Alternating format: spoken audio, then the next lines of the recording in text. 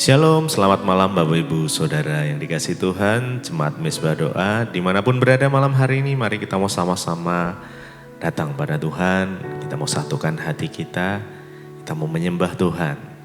Bila kiranya kekuatan yang baru dari Tuhan di malam hari ini boleh nyata di dalam kehidupan setiap kita. Mari sama-sama kita berdoa. Tuhan Yesus, terima kasih buat malam hari ini. Jikalau Tuhan boleh memimpin langkah-langkah setiap kami umat-Mu. Apapun pekerjaan kami, apapun aktivitas kami sehari ini, Tuhan terus menyertai kami. Terima kasih Tuhan. Malam hari ini kami mau siapkan hati kami. Biar kiranya Tuhan menguduskan, menyucikan setiap kami. Kami mau hadirat Tuhan boleh memenuhi setiap kami. Dan kami terus mau belajar untuk menyenangkan Engkau ya Tuhan. Kami memilih untuk mendekat di dalam hadirat-Mu. Mendekat kepadamu ya Tuhan. Terima kasih Tuhan. Sebab Engkaulah sumber harapan kami. Terima kasih Tuhan. Engkaulah yang menopang setiap kami. Memberikan kekuatan setiap kami. Terima kasih Tuhan. Terima kasih. Kami datang mendekap. Menikmati Engkau malam ini. Mari sama-sama buka hati kita. Mari datang dengan ucapan syukur. Naikkan pujian penyembahan-Mu. Terima kasih Tuhan. Terima kasih. Karena pilihan yang terbaik di dalam hidup kami adalah tetap menyembah-Mu di segala kondisi.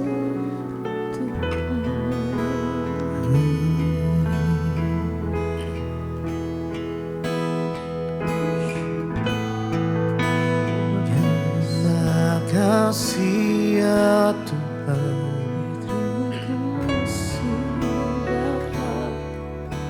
kami mendekat kepadamu.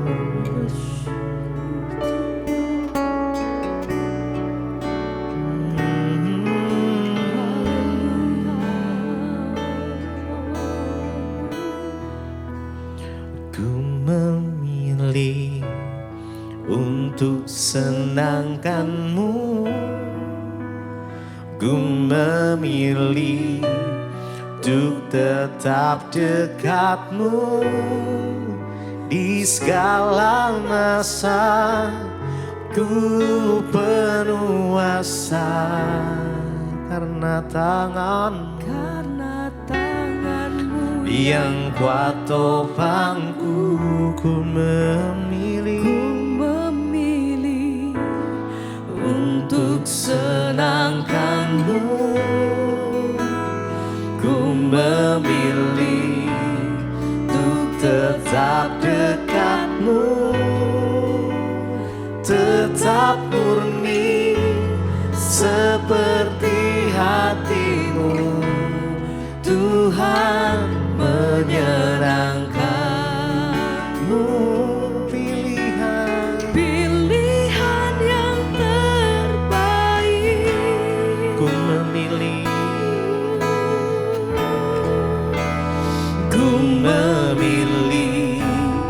untuk senangkan-Mu.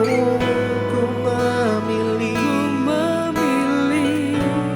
untuk tetap dekat-Mu di segala masa. Ku penuh asa karena tangan-Mu yang kuat topangku. Ku memilih untuk senangkan-Mu, ku memilih untuk tetap dekat-Mu, tetap murni seperti hati-Mu. Tuhan menyenangkan-Mu. Pilihan yang terbaik. Ku memilih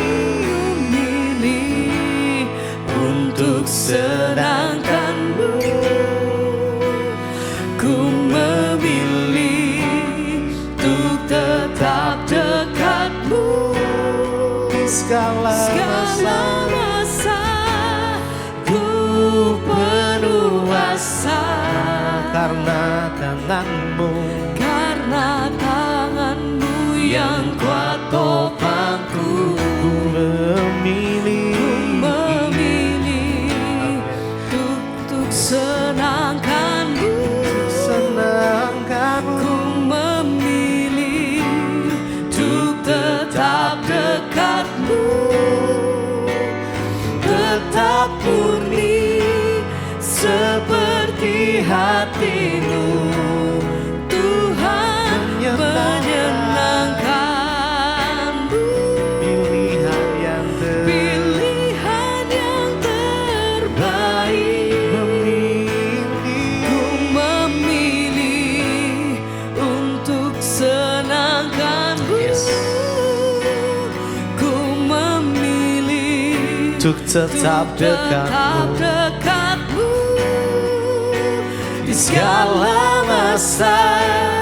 Ku penuh asa karena tanganmu yang kuat topangku. Ku memilih untuk senangkanmu. Ku memilih untuk tetap dekatmu, tetap murni seperti hatimu. Tuhan menyenangkanmu. Itulah Pilihan yang terbaik.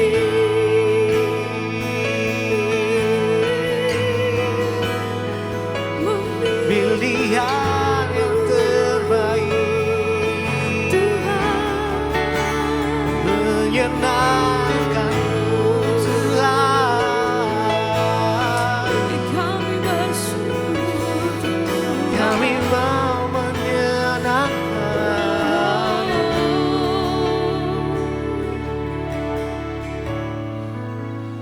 Ku memilih untuk senangkanmu. Mari dengan segenap hati kita untuk tetap dekatmu segala masa. Ku penuh asa karena tanganmu yang kuat topangku. Ku memilih untuk senangkanmu. Ku memilih untuk tetap dekatmu, tetap murni seperti hatimu. Tuhan menyenangkanmu. Pilihan yang terbaik. Ku memilih. Mari datang pada Tuhan malam ini. Senangkanmu. Mari senangkan Dia. Mari mendekat pada Tuhan. Di segala masa ku penuh asa karena tanganmu yang kuat topangku. Memilih untuk senangkanmu. Memilih untuk tetap dekatmu, tetap murni seperti hatimu. Tuhan menyenangkanmu. Pilihan yang terbaik.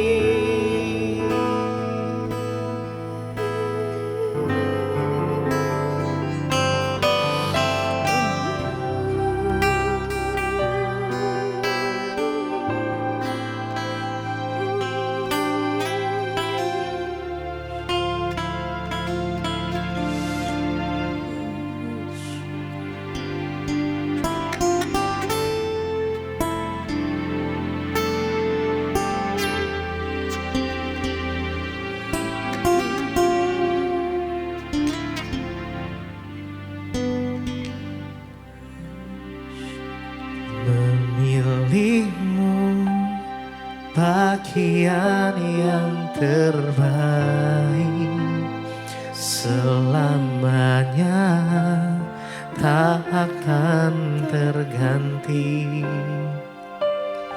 Harta yang paling berharga, hanya Kau Yesus, selamanya memilihmu,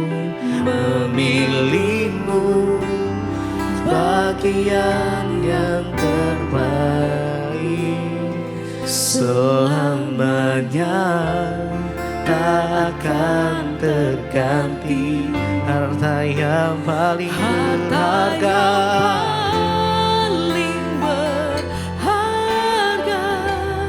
hanya Kau Yesus, selamanya memilihmu.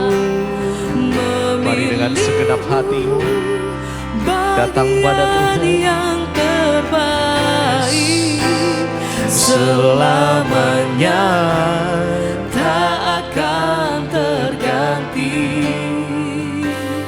Harta yang paling berharga, hanya Kau Yesus, selamanya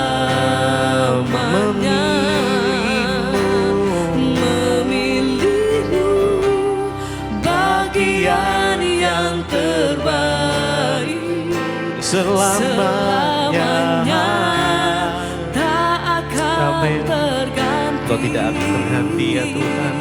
Harta yang paling berharga, hanya Kau Yesus, selamanya memilihmu, bagian yang terbaik, selamanya tak akan terganti.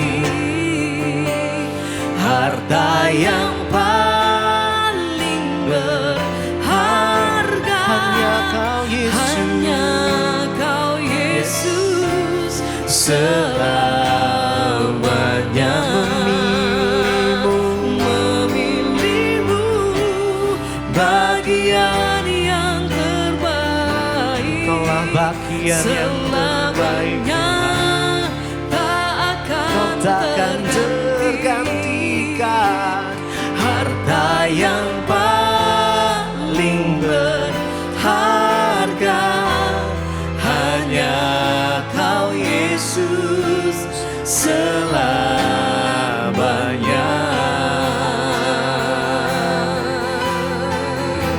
Oh Yesusku, Kau tak tergantikan Tuhan. Kau selamanya jadi bagian yang terbaik. Yesus memilihmu, bagian yang terbaik, selamanya Mari dengan kesungguhan hati. terganti. Kau tak tergantikan. Harta yang Kaulah yang paling paling berharga di dalam hidup. berharga, Hanya Kau Yesus, selamanya memilihmu, bagian yang terbaik, selamanya tak akan terganti. Harta yang paling berharga, hanya Kau Yesus, selamanya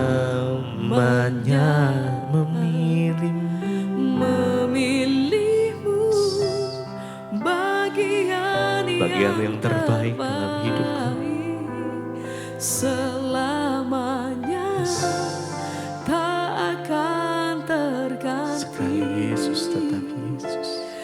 harta yang paling berharga hanya Kau Yesus selamanya.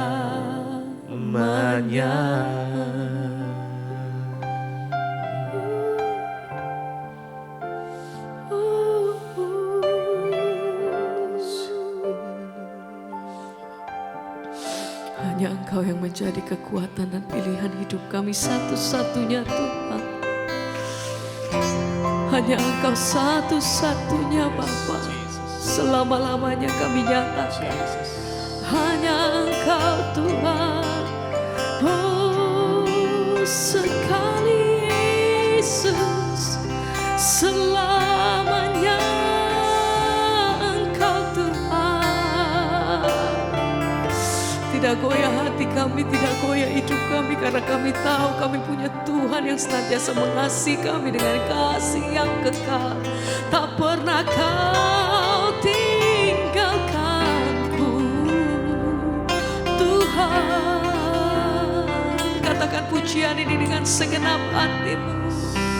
Sekali Yesus, selamanya Yesus, harapanku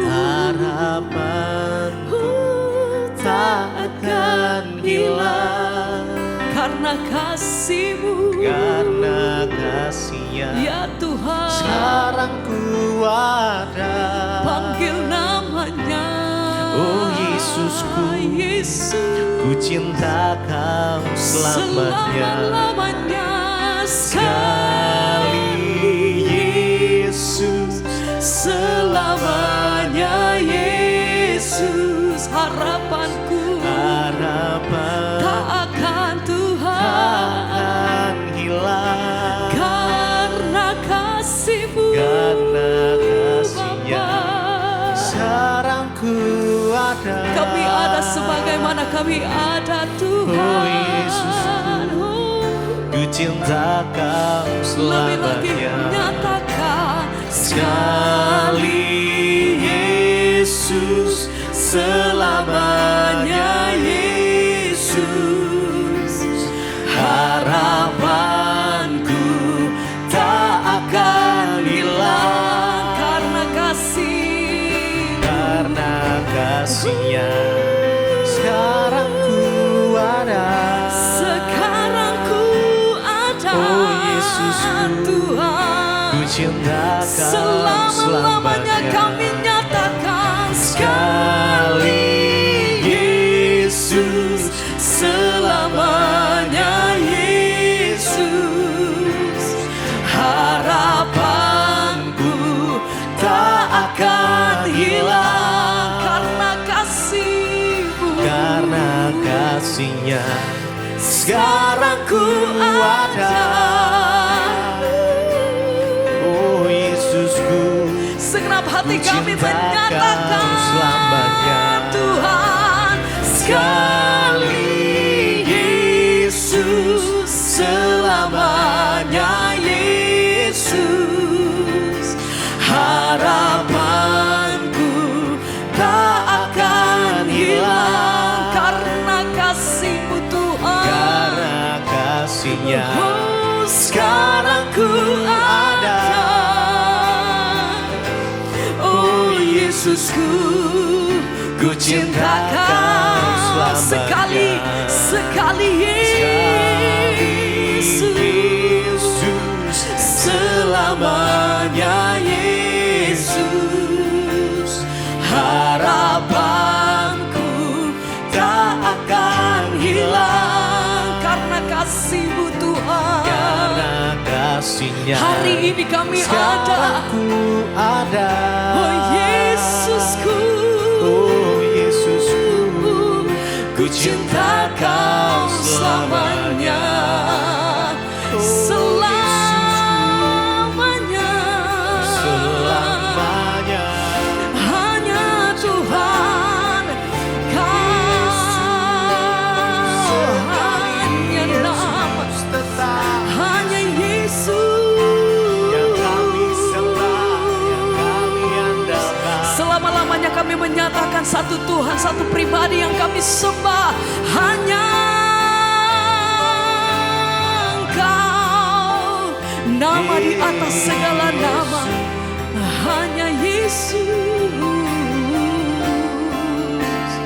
Hanya Yesus,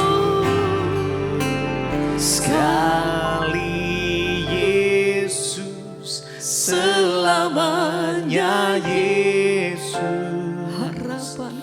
Harapanku takkan hilang, sebab karena kasih-Mu, karena kasih-Nya kami ada. sekarang ku ada. Tuhan, terima kasih. Oh Yesusku, ku cinta Sekali Kau lagi. selamanya. Nyatakan. Sekali Yesus, selamanya Yesus. Harapanku tak akan hilang, Karena kasih, karena kasih-Nya sekarang ku ada. Oh Yesusku, ku cinta Kau selamanya.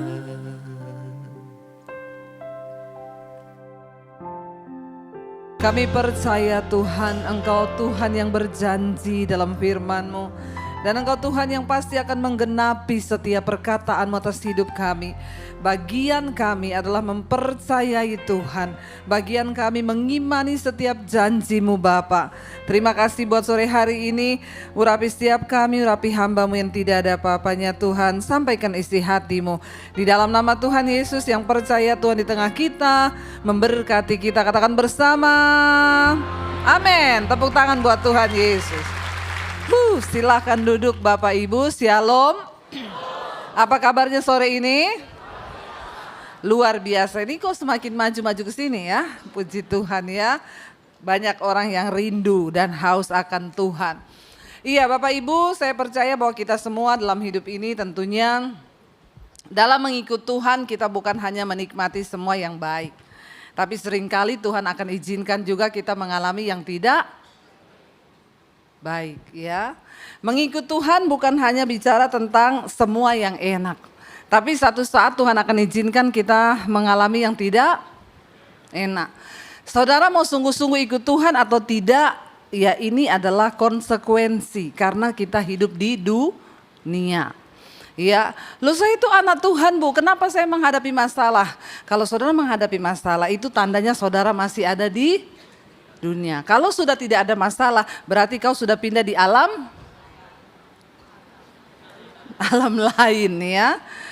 Di dunia roh yang lain ya. Jadi kalau kita masih ada masalah itu puji Tuhan. Nah hari ini kita akan belajar dari satu tokoh dalam Alkitab yaitu Ayub. Saudara, Ayub itu kurang benar apa? Kurang baik apa? Alkitab berkata Ayub itu mengalami masalah yang begitu luar biasa. Dan saya percaya kita ini harus membaca kitab Ayub. Kenapa saudara? Karena kalau kita membaca kitab Ayub maka semua kita akan merasa masalah kita itu paling kecil dan tidak ada apa-apanya. Siapa yang hari ini merasa sedang mengalami masalah yang berat? Ada yang mengalami masalah yang berat? Wih puji Tuhan, tidak ada loh. Wih luar biasa jemaat di tempat ini ya. Pulang saja saudara, pulang. Sudah tidak ada masalah hidupmu, berarti sudah nggak perlu Tuhan ya. Kita ini ada di dunia, kita harus mengikut Tuhan bukan supaya hidup kita tidak ada masalah. Kenapa kita ikut Tuhan? Karena memang dunia ini tempatnya jadi masalah buat lo. Ya, tempatnya masalah. Kenapa kita ikut Tuhan? Supaya kalau masalah datang kita beroleh kekuatan. Jadi rubah paradigma kita, rubah cara pandang kita bahwa ikut Tuhan itu tidak ada masalah. Siapa bilang? Semua tokoh-tokoh di Alkitab yang ikut Tuhan itu hidupnya mengalami masalah. Kalau kita membaca kitab Ayub, setelah saya baca kitab Ayub saya menjadi malu. Ternyata ada orang di Alkitab yang pergumulan penderitaannya itu tidak ada di dunia manusia ini yang mengalami pergumulan itu seberat Ayub. Saya mau kasih gambaran sedikit. Ketika Tuhan didatangi oleh iblis. Lalu Tuhan bilang, Ayub itu baik. Iya. Dia saleh. Iya. Karena dia kaya. Coba kalau dia miskin. Orang kaya mah biasa rajin ke gereja. Kalau orang gak punya duit, mana mau cari Tuhan. Berapa banyak di sini orang kaya? Enggak ada yang berani angkat tangan ya. Puji Tuhan, saudara semua rendah hati. Ya, berapa banyak orang miskin? Enggak ada juga. Terus saudara ini orang apa? Orang lama apa orang baru? Orang Surabaya, enggak bahaya tah. Ya. Kalau orang itu kaya, biasanya dia cinta Tuhan katanya. Makanya iblis bilang sama Tuhan, karena Ayub kaya, engkau lindungi kekayaannya. Makanya dia menyembah engkau. Coba engkau lepas pagar perlindungan atas kekayaannya. Lalu aku ambil semua kekayaannya. Apakah dia masih akan menyembah dan saleh kepadamu? Tuhan bilang, silahkan. Ambil semua harta kekayaan Ayub. Sebentar saya mau difoto. Sudah Mas? Kalau sudah kau pergi dari situ ya. Terima kasih, supaya kalau kau itu foto saya bagus. Soalnya kalau lagi khotbah nanti di foto-foto ada yang begini. Terus nanti di-upload di Instagram. Kau bisa kena pasal loh. Itu perbuatan tidak menyenangkan. Lalu kita kembali sekarang. Ya, tapi dia tuh totalitas tanpa batas loh. Mau memfoto saya. Mas jangan kepahitan sama saya ya. Kamu rugi loh kalau kepahitan sama saya karena saya tetap manis. Lalu saudara, sampai di mana tadi? Tuhan mencabut pagar perlindungan atas Ayub. Waktu Tuhan mencabut pagar atas kekayaannya, saat itu juga, detik itu juga, tiba-tiba orang datang sama Ayub, anak buahnya datang. Bos, kenapa? Kami ini lagi mengembalakan ternak-ternakmu di tanah perkebunanmu. Datang pemusuh bos, dia ambil semua ternaknya, dicuri, dirampas. Bahkan sekarang tanahmu dikuasai oleh mereka. Ayub belum sempat ngomong, datang satu orang lagi lari-lari. Bos, kenapa? Anak-anakmu lagi berpesta. Tiba-tiba datanglah angin badai. Rumah yang mereka bikin pesta itu roboh dan semua anakmu mati. Saudara, saya mau tanya, kalau kita mengalami seperti itu dalam waktu bersamaan. Ayub miskin, hartanya direbut, semua habis, anaknya semua mati. Dan Ayub berkata begini, Tuhan yang memberi, Tuhan yang mengambil. Terpujilah nama Tuhan. Luar biasa gak imannya? Saya mau tanya, saudara ditipu orang, uangnya dibawa lari sama orang. Saudara berkata, puji Tuhan. Tuhan yang memberi, dia yang mengambil. Terpujilah nama Tuhan. Saudara begitu kalau ditipu orang? Itu baru ditipu orang itu. Belum anaknya mati, semuanya habis, bis dalam waktu sekejap.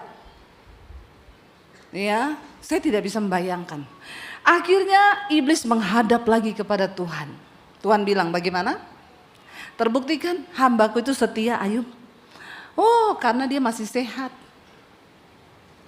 Coba engkau cabut perlindunganmu atas tubuhnya. Aku mau lihat apakah dia akan tetap memuji engkau. Tuhan bilang silakan jamah tubuhnya, tulangnya, dagingnya, tapi nyawanya tetap dalam perlindunganku. Akhirnya iblis turun. Saat itu juga Ayub dikasih penyakit, luka satu badan seperti bisul, gatal, kesakitan sampai nyeri sampai ke tulang-tulangnya. Siapa yang pernah bisul di sini?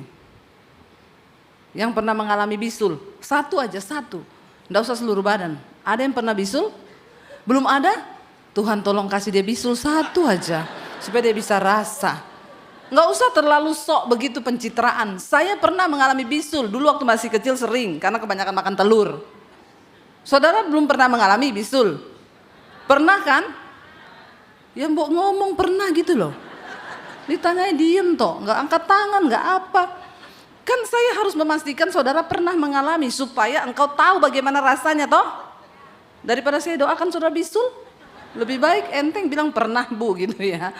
Saudara bayangkan bisul 1, itu kita enggak tidur loh kalau semalam-malam tuh badan rasanya demam, panas, sakitnya tuh minta ampun. Ayub seluruh badan dari kulit kepala sampai telapak kaki. Dia berkata, bermalam-malam aku tidak bisa tidur karena nyeri di tulang-tulangku itu tidak kunjung hilang. Zaman itu belum ada obat anti nyeri. Jadi dia harus menahan rasa sakit. Miskin, gak punya uang, anak mati, kena penyakit. Masih ada di antara saudara yang mau berkata pergumulanmu berat? Kalau kita membaca kitab Ayub, maka kita ini menjadi orang yang tidak alay lebay. Enggak merasa paling menderita. Perlu baca kitab Ayub. Siapa yang sudah pernah baca kitab Ayub? Yang belum nanti pulang baca. Yang malas baca, subscribe channel YouTube saya. Saya membahas di Mesbah Doa kitab Ayub dari pertama sampai selesai. Perlu Anda baca kitab Ayub karena semua yang ditulis dalam firman Tuhan ini itu Tuhan punya maksud dan rencana. Tapi kenapa kita ini seringkali gagal menghadapi kehidupan? Karena kau gak baca Alkitab. Banyak sekali nilai berharga dalam kitab Ayub ini saudara. Luar biasa. Kalau kita sudah membaca kitab Ayub, saya yakin dan percaya saudara tidak akan menjadi jemaat yang baper, koper, bagasi. Apa itu baper? Bawa perasaan. Koper, korban perasaan. Bagasi, bahagia enggak, sedih iya. Ya, jadi bilang kanan kirimu, dilarang baper, koper, bagasi loh. Ya, kalau kita sudah membaca kitab Ayub, itu sangat luar biasa pergumulannya. Ayub itu menderita bukan karena berdosa, catat baik-baik, tapi karena Tuhan izinkan. Dia tidak ada dosa.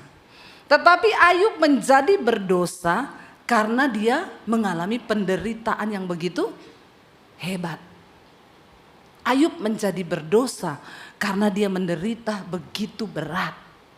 Saudara, ketika kita diizinkan Tuhan mengalami pergumulan, ada banyak reaksi orang. Yang pertama, orang akan mencari Tuhan, lebih dekat dengan Tuhan kalau dalam masalah. Tapi yang kedua, ada orang yang lebih jauh dari Tuhan, bahkan berdosa di hadapan Tuhan.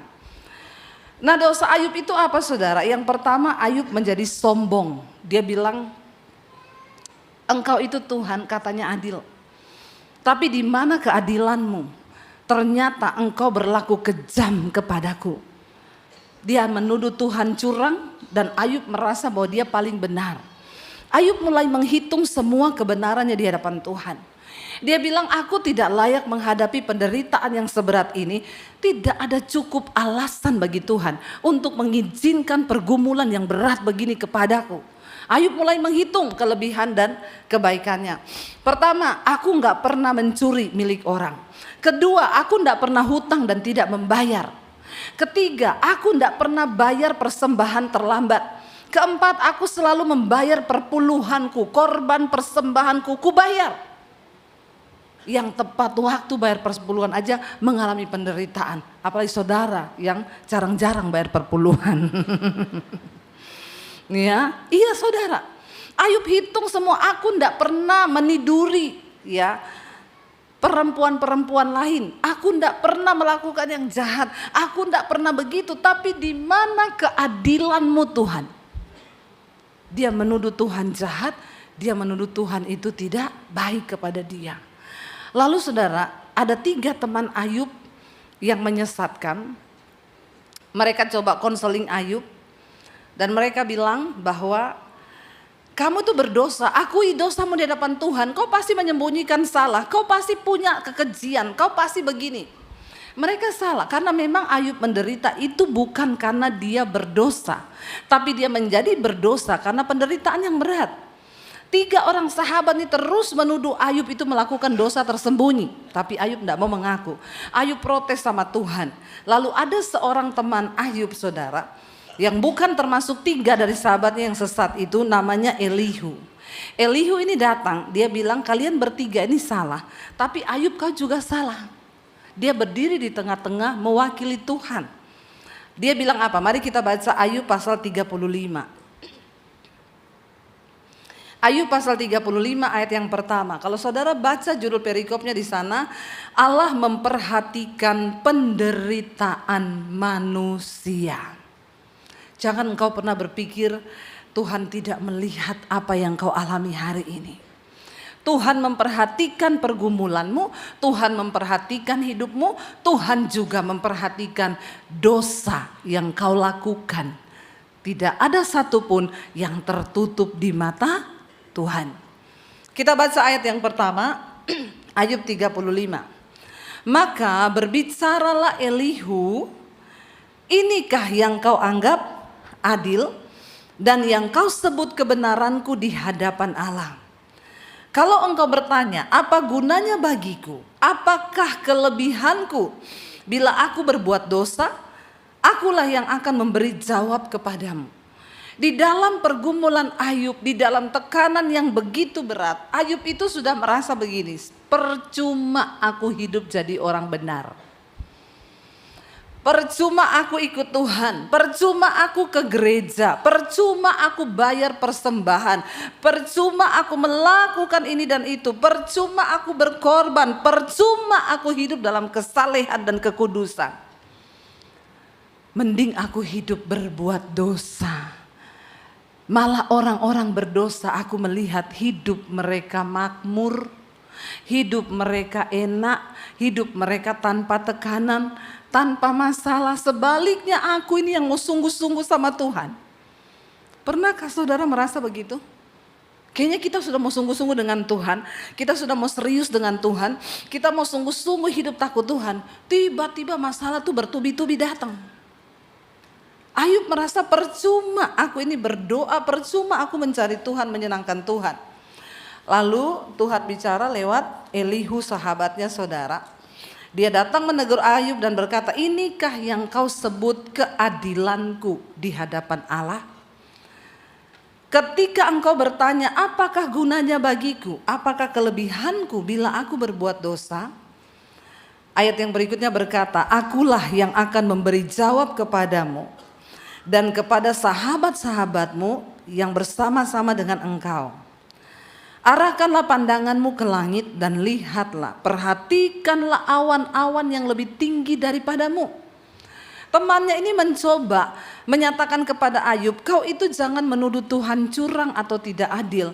Karena ada begitu banyak ciptaan Tuhan yang lebih besar daripada engkau, yang kau sendiri gak bisa membaca atau menerka apa-apa dari. Kalau ketika kita melihat langit, bukankah kita melihat keajaiban Tuhan? Apapun di samping, di sekeliling kita, kalau kita lihat itu menceritakan keajaiban Tuhan, saudara. Saya kalau lihat bunga, saya lihat keajaiban Tuhan. Ya, kita lihat air sungai, air terjun, wow, Tuhan tuh ajaib. Ya, dan dia bilang, engkau lihat awan-awan di sekelilingmu, ya, yang lebih tinggi daripadamu. Jikalau engkau berbuat dosa, apa yang kau lakukan terhadap dia? Elihu itu bilang begini, kalau kau memilih, kau capek jadi orang benar karena kau menghadapi masalah dan tekanan, ya silakan kau berbuat dosa. Tapi kalau engkau memang memilih untuk hidup melakukan dosa, ada orang-orang yang berkata percuma ikut Tuhan, percuma sungguh-sungguh dengan Tuhan, toh juga hidupku begini-begini saja. Kok toh juga saya begini, mending saya sekalian aja menjadi orang berdosa. Ngapain? Saya dulu pernah konseling, ada pelayan Tuhan yang ngomong begitu. Bu, saya ini sudah menjaga hidup kudus loh. Karena saya melayani Tuhan. Tapi saya lihat teman-teman saya yang mabok, yang ke nightclub, kok malah hidupnya lebih enak daripada saya. Saya bilang, ya silakan kalau kamu mau pilih berdosa, kau pikir Tuhan rugi? Jangan kau terlalu merasa berarti loh ya. Ini yang juga Elihu sampaikan. Kalau engkau memilih untuk hidup berbuat dosa, apakah yang engkau dapat perbuat? Dia dikatakan, jikalau engkau berbuat dosa, apa yang kau lakukan terhadap Tuhan? Kalau pelanggaranmu banyak, apa yang kau buat terhadap dia? Kalau engkau memilih hidup berdosa, emang Tuhan tuh rugi apa? Tuhan tuh tidak pernah rugi waktu kita memilih untuk hidup berdosa. Itu pilihanmu, pilihan sendiri. Anak muda, waktu kau pilih hidup dalam dosa, sorry, Tuhan tidak pernah rugi. Jangan terlalu GR, merasa kalau kita ini hidup kudus, berjuang mematikan daging, terus Tuhan untung gitu. Tuhan gak untung kalau kau hidup dalam kekudusan, dia juga gak untung. Sebaliknya kalau kau hidup dalam dosa, dia juga gak rugi. Jadi ayo kita mulai menyadari hidup kita ini singkat loh. Sangat singkat. Gak ada yang pernah tahu kita ini bisa hidup sampai umur berapa. Begitu muda, gak ada yang tahu hidup ini. Sebaliknya ada orang yang sudah tua, gak mati-mati juga. Iya kan? Ya, kita lihat ada orang yang sampai sudah minta mati, enggak mati loh. Ya, saya berapa kali layani orang, ada yang 100 tahun, oma mau didoakan apa? Minta mati Ibu Pendeta. Saya bilang enggak bisa oma berdoa minta mati, oma itu haknya Tuhan. Makanya dulu oma berdoa enggak usah minta umur panjang, terlalu panjang, inilah akibatnya oma. Ya. Susah ya kita dulu oma berdoa minta umur panjang. Sekarang dikasih panjang sampai 100 lebih, oma yang sekarang minta mati lah. Susah. Karena itu nggak bisa pendeta doakan mati oma, nggak bisa. Itu haknya Tuhan. Makanya kalau berdoa bilang Tuhan, nggak usah minta terlalu panjang ya. Nanti saudara cari pendeta berdoa minta mati lagi, setengah mati itu. Nggak mungkin lah saya berdoa dalam nama Yesus, matilah kau. Nggak didengar Tuhan tuh doa begitu. Ya. Ada orang-orang yang sangat mengharapkan kematian, tapi tidak mati loh. Orang mati dalam Tuhan itu senang, makanya bertobat ya. Kalau belum bertobat, tidak senang. Mati itu menakutkan, tapi kalau sudah bertobat, mati itu enak. Saya pernah mimpi dulu, saya tidur nyenyak sekali, di taman hijau enak sekali. Saya nggak pengen bangun, lalu ada suara yang bilang begini, kalau kau tidak bangun kau mati loh. Saya pengen tidur terus. Suara itu bilang kalau kau tidur terus kau mati loh. Tiba-tiba saya ingat, nanti kalau saya mati suamiku kawin lagi. Saya bangun langsung. Saya bangun. Ya karena saya nggak mau dia kawin lagi. Ya bangun saya. Tapi sebenarnya itu enak banget. Dan semua orang yang pernah mati itu kesaksiannya saudara. Nggak mau balik kalau disuruh balik. Orang-orang yang sudah pernah mati ketemu Tuhan. Disuruh pulang enggak mau. Enggak Tuhan, aku mau di sini. Ya, makanya kalau hidupnya bertobat sungguh-sungguh dalam kebenaran. Elihu bilang, kalau engkau memilih untuk hidup dalam dosa, apa yang kau bisa lakukan dengan Tuhan? Tuhan tuh enggak rugi. Enggak rugi. Anak muda, bertobatlah selama masih ada waktu. Hari-hari ini kita hidup di hari-hari yang terakhir. Tuhan yang pegang kendali. Kita dengar berita-berita akan datang gempa megatrust. Ya, bisa terjadi karena itu sudah didengungkan dari beberapa tahun lalu, bahkan Jepang juga sudah mengiyakan bahwa memang Indonesia ini banyak lempengan yang itu bergeraknya setiap ratusan tahun sekali. Pernah terjadi di Kota Palu. 100 tahun. Setiap 100 tahun itu terjadi. Dan hari-hari ini sudah hari-hari penggenapan lempengan itu akan bergerak lagi. Dan itu benar-benar terjadi di Kota Palu itu. Ngeri saudara, saya melihat bagaimana tanah itu seperti gelombang naik ke atas begini. Ya rumah-rumah hilang ketelan bumi seperti tanah lapang. Gak ada apa-apanya, tertelan dengan orang-orangnya semua di dalam. Gak ada yang menyangka, tapi itu benar terjadi. Tapi kita nggak perlu takut, kita nggak perlu bingung. Ya pokoknya prinsipnya gini, kalau belum waktunya mati tidak akan. Tapi kalau sudah waktunya ya hidup berjaga, jaga saja. Enaknya ikut Tuhan itu mau mati oke, mau hidup beneran. Berarti siap mati semua ini ya. Sekali lagi saya tanya, ikut Tuhan Yesus itu enak, mau hidup oke, mau mati? Tepuk tangan buat jemaat di tempat ini.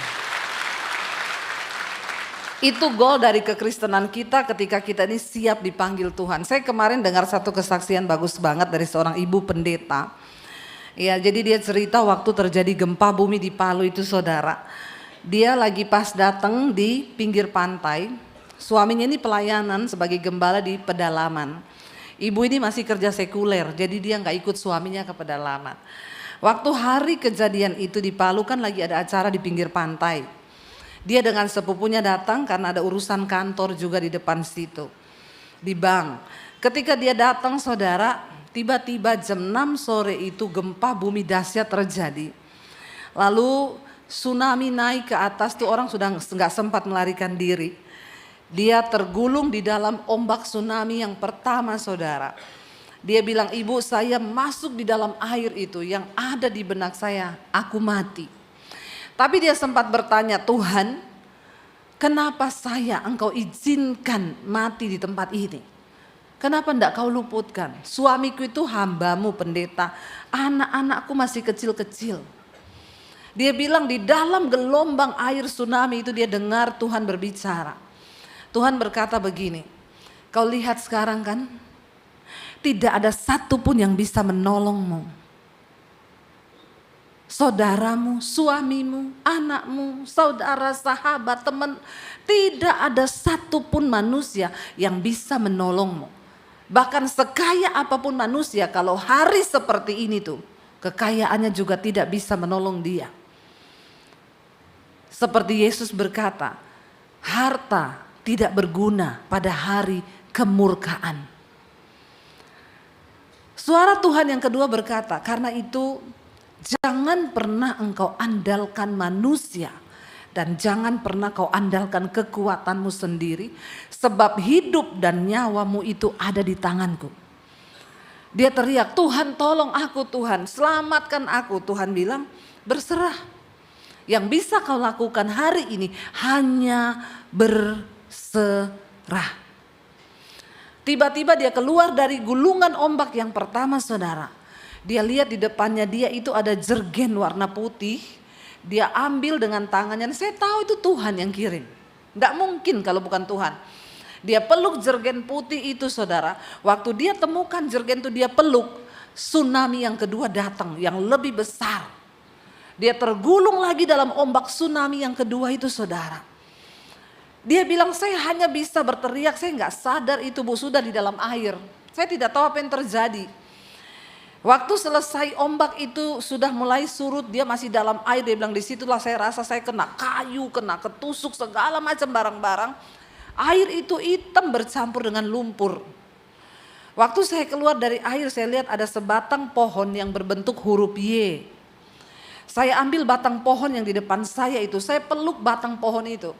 Akhirnya saya terbawa air, saya udah gak tahu kemana. Saya sadar Bu, 1 jam kemudian, 1 jam dia berada di air. Ngeri saudara, itu ngeri ya.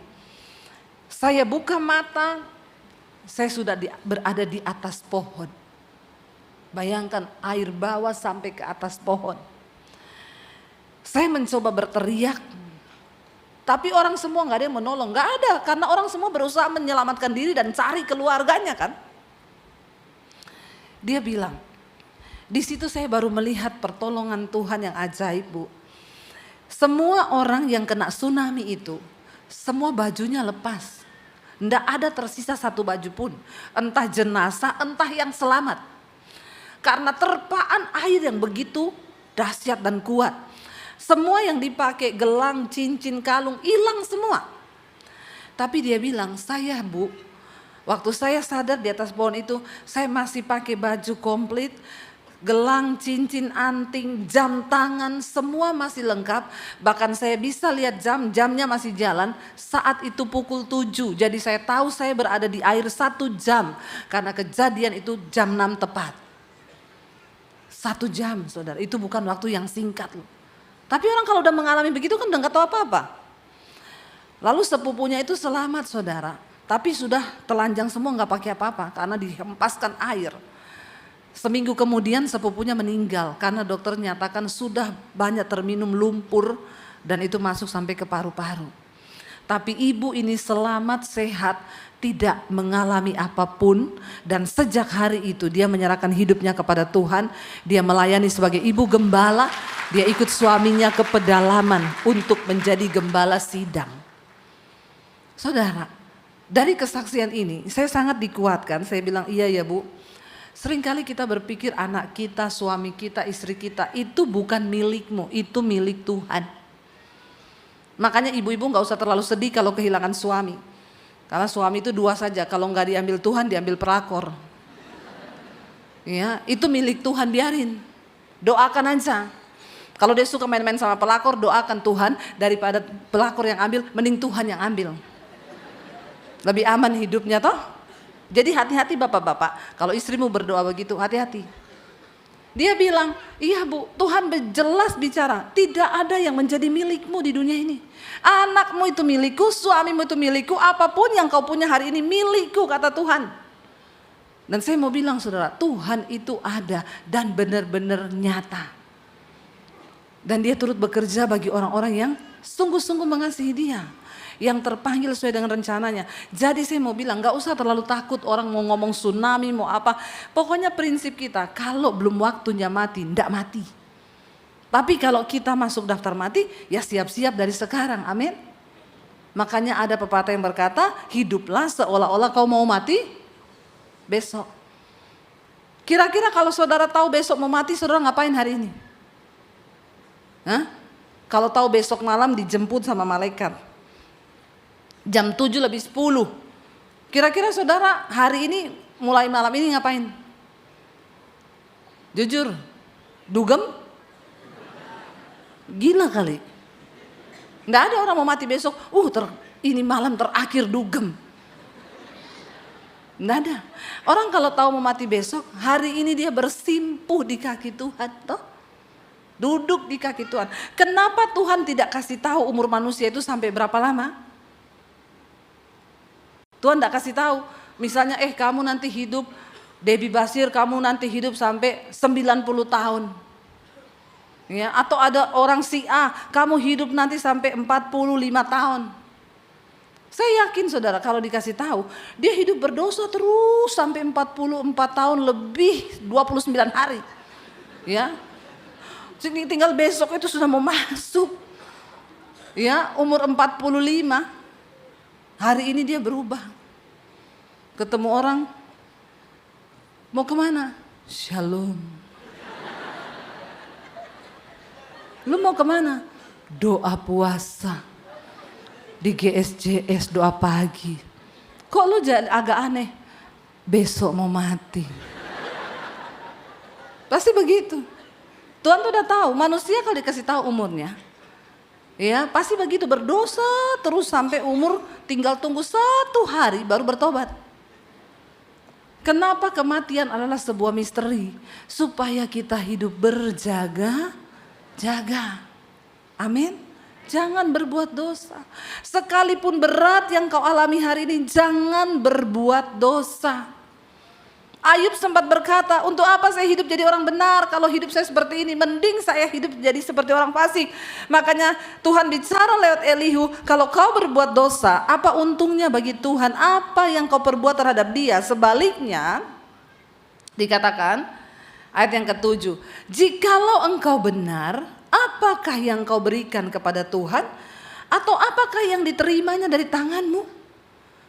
Kalau engkau memilih untuk hidup benar, emang Tuhan untung apa? Sebab kebenaran manusia di hadapan Tuhan seperti kain kotor, kata firman Tuhan. Semua kebenaran kita di hadapan Tuhan itu seperti kain kotor. Tidak ada yang benar kita ini. Karena manusia telah dikandung di dalam dosa. Dan kita lahir sudah di dalam dosa. Jadi kebenaran kita di hadapan Tuhan seperti kain kotor. Kenapa kita semua perlu bertobat setiap hari? Karena tidak ada kebenaran dalam diri kita selain hanya dari kasih karunia Tuhan. Makanya jangan lepas dari Tuhan saudara. Lalu dia bilang begini saudara, ayat yang ke-8. Hanya orang seperti engkau yang dirugikan oleh kefasikanmu dan hanya anak manusia yang diuntungkan oleh kebenaranmu. Kalau kau memilih hidup berbuat dosa, Tuhan tidak rugi. Tapi yang rugi adalah dirimu sendiri. Ingat ya anak muda, kalau kau hari ini tetap memilih untuk hidup dalam dosa, berfoya-foya, dugem, hidup dalam kenajisan, Tuhan itu tidak rugi. Yang rugi adalah dirimu sendiri, karena upah dosa itu ialah maut. Tinggalkan dosamu. Ya, hari ini kalau firman Tuhan masih berbicara, terima dengan hati yang lemah lembut dan bilang, Tuhan, aku mau bertobat. Amin, saudara. Selama masih ada kesempatan, bertobat. Jangan nikmati dosamu. Saya tuh bingung di Jakarta, sudah berita mau megatrust, mau gempa, itu tempat dugem di PIK penuh, saudara. Tidak ada parkir. Dalam hati saya ini orang-orang ini mau mati, kena bencana lagi dugem ini. Kalau kita lagi ada apa-apa di hadirat Tuhan kan enak, kita jalannya ketemu Tuhan. Lah kalau kau lagi begini-begini, dundang, mati kau. Kemana kau? Jalan tol ke neraka itu. Tapi saya percaya di Surabaya nggak ada yang suka dugem toh. Apa itu? Orang tua mungkin tanya, apa itu dugem? Dunia gemetar. Dugem. Ya. Jangan ya nak ya, jangan. Itu berbahaya ya nak ya, jangan. Ya mari kita berkata, Tuhan aku mau bertobat, tinggalkan dosa. Iblis bilang gak bisa kau bertobat. Bisa Yura, bisa. Aku pasti bisa bersama Roh Kudus. Apa yang tidak bisa bersama Tuhan, amin. Bisa saudara. Karena ketika engkau hidup memilih dalam dosa, kau yang rugi. Tidak ada satupun dosa yang membawa kebahagiaan dalam hidup manusia. Saya selalu berkata saudara, kepada anak saya, kepada siapapun yang saya temui, hidupmu itu akan berbahagia kalau kau hidup menghormati Tuhan. Bagaimana cara engkau menghormati Tuhan? Hiduplah takut akan Tuhan. Tidak ada yang lain. Takut mau berbuat dosa, takut Tuhan. Mau mencuri, takut Tuhan. Mau utang tidak bayar, takut Tuhan. Amin. Terutama yang punya utang bilang amin. Ya, utang itu bayar. Ya, supaya tidak berdosa. Hidup kita ini di hadapan Tuhan itu dalam perkenanan. Kalau kau masih punya kepahitan, takut akan Tuhan, lepaskan pengampunan. Ya, tapi dia tuh tipu saya, bawa lari uang saya, biarin. Kita berkata Tuhan yang memberi, Dia yang mengambil. Terpujilah nama Tuhan. Agak sedikit merubah ayat sih. Yang tepuk tangan ini orang-orang yang uangnya dibawa lari orang nih. Saya tahu dia menghibur dirinya. Nggak apa-apa, ikhlas, nggak usah ditagih, ikhlas. Karena kalau kau pikir terus uang yang hilang itu, kau sakit kepala, kau tidak diberkati Tuhan loh.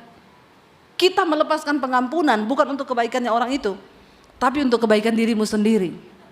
Kalau kau terus meratapi uangmu yang dibawa lari orang, pertama kau menutup pintu berkat Tuhan atas hidupmu. Karena kau nggak lepaskan pengampunan. Ya, saya pernah mengalami soalnya ditipu uang saya 300 juta dibawa lari. Menurut saudara 300 juta kecil ya? Buat saya besar loh. Karena itu buat beli kerupuk 1 RT bisa makan. Tapi Tuhan suruh saya lepaskan pengampunan. Ya. Saya bilang, enggak bisa Tuhan. Lalu Roh Kudus bilang, kau kalau berkhotbah, kalau ada orang konseling, dia ngomong dia ditipu, kau nasihatmu apa? Ya suruh mengampuni. Terus sekarang kau mengalami, kau melakukan seperti nasihatmu? Ya kalau itu kan dia banyak uang Tuhan, kalau saya kan alasan. Tuhan bilang saya nggak mau tahu alasanmu, kau mau menjadi pelaku firman apa enggak? Berat saudara, berat. Tidak mudah. Saya berusaha, iya Tuhan, oke saya mengampuni. Jangan bilang toh WA orangnya. Saya disuruh begitu sama Roh Kudus. WA apa? Ya WA bilang kau sudah mengampuni dan melupakan. Mengampuni ya Tuhan, melupakan belum. Nggak bisa, itu sudah satu paket. Sekarang kau ketik itu, saya ambil HP. Saya sekalian curhat sama orangnya. Karena kan sudah terakhir. Saya bilang, saya itu kepahitan sama kau. Saya itu kecewa sama kau. Hidupmu terkutuk.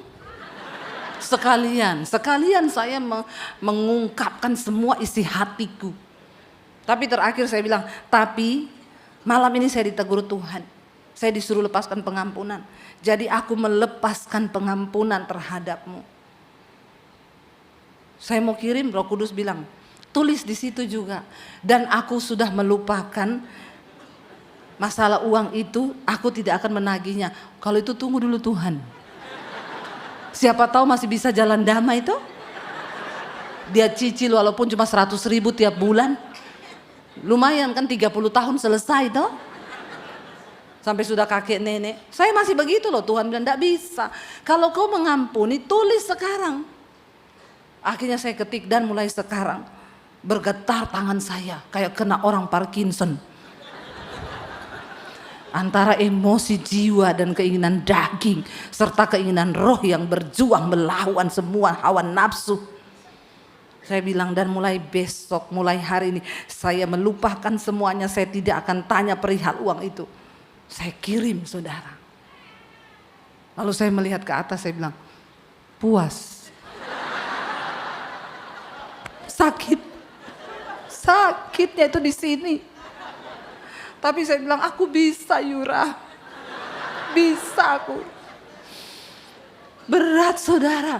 Dan tidak gampang ternyata. Tidak semudah ketika saya berkhotbah. Enggak semudah kalau saya konseling. Bu, saya ditipu orang berapa? 5M. Lupakan Pak. Uang gampang dicari. Damai sejahtera, sukacita itu perkara sorgawi. Kadang pendeta itu bisa ngomong loh. Tapi waktu melakukan, ternyata Tuhan tidak semudah itu. Tapi saya harus mengalami. Besok iblis bilang, ketik, tanya uangnya mana. Bergumul lagi saya. Aduh bergetar. Tuhan bilang kau sudah, saya mau ketik, saya baca lagi. Dan mulai sekarang saya sudah tidak akan tanya perihal uang itu. Ternyata kenapa Tuhan suruh saya ketik, supaya saya diingetin terus. Waktu saya baca enggak jadi. Seminggu kemudian saudara, saya itu lagi DP mobil 10 juta, mau beli mobil yang harganya 350 juta. Tiba-tiba ada orang telepon, Ibu Debbie, saya mau minta maaf, Ibu jangan tersinggung ya. Tuhan suruh saya beliin Ibu mobil. Kok enggak wow ya? Enggak wow ya? Mau beliin saya mobil, minta maaf. Saya sudah hampir tidak baca, karena ada orang-orang minta maaf Bu, boleh pinjam 100. Wah itu. Itu horor sih, horor. Kalau ada orang tiba-tiba, bro masih ingat enggak? Aduh itu saya bilang maaf saya kena amnesia. Karena yang begitu-begitu itu pasti. Biar tali silaturahmi tetap terjalin. Mau pinjam uang boleh enggak? Saya balas, putus aja sekalian talinya. Enggak usah terjalin kalau begini. Mending putus sekarang. Ya, benar yang begitu makanya saudara, kalau nggak siap kasih utang orang jangan, lebih baik kau kasih pinjam uang orang sesuai kekuatan imanmu. Jadi waktu dia nggak ganti, imanmu ikhlas, amin. Daripada kau berdosa, apalagi kau tagih-tagih utang lewat Facebook. Habis kita pinjemin, dia sudah statusnya di Singapura, ya toh, jalan-jalan ke Bangkok, dan kita yang sakit hati di sini. Jangan. Jadi saudara, Alkitab berkata ini waktunya sudah habis ya. Sudah merah jamnya itu di belakang. Jadi saudara, mari kita berdoa hari ini. Dan firman ini berkata, kalau engkau berbuat kebaikan, kebenaran, siapa yang untung? Dirimu sendiri yang untung. Kita kalau berbuat kebaikan Tuhan tidak untung loh. Saudara bayar persembahan, bayar perpuluhan itu bukan Tuhan yang untung. Karena Alkitab sudah berkata, apa yang kau tabur itu yang akan kau tuai. Kalau kau menabur kebaikan, kau akan menuai kebaikan.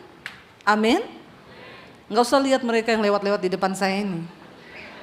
Kehadiran mereka mengintimidasi saya. Supaya saya cepat selesai. Saya tahu, enggak usah kau lihat lewat begitu ya. Jadi ya kita sudah terintimidasi hari ini.